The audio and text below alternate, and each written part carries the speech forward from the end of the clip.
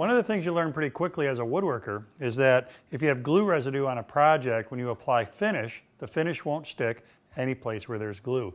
And it's just about enough to make you cry if you find that out when you're applying finish. So this is about a couple different things. One is, how do I detect the glue before finish goes on? If I find it, how do I get rid of it? So first, I'm going to take this mineral spirits and I'm going to wipe it across this joint. And what that does is it makes the wood look wet and it makes glue spots stand out like a sore thumb.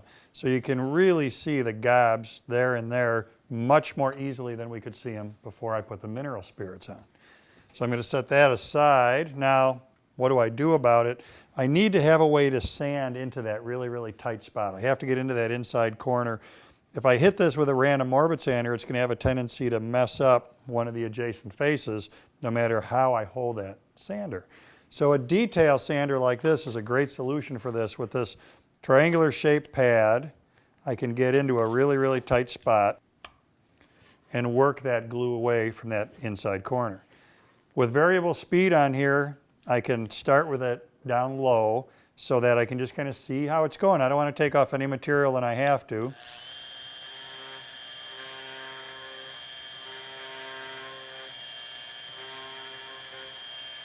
Glue's pretty hard stuff once it's dry. So I'm taking it off, but it's taking a while, so I'm going to speed her up a little bit.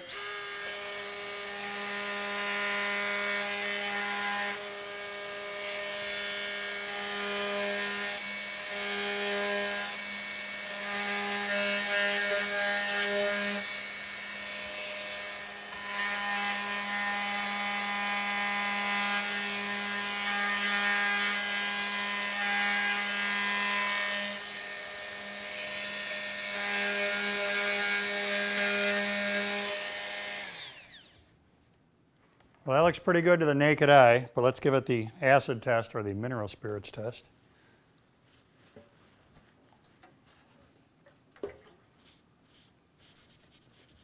It's looking pretty good. Now we have a nice crisp inside corner across here where it's nothing but wood, no glue spots in there. So two things out of this: mineral spirits is a great way to test your work before you finish your work.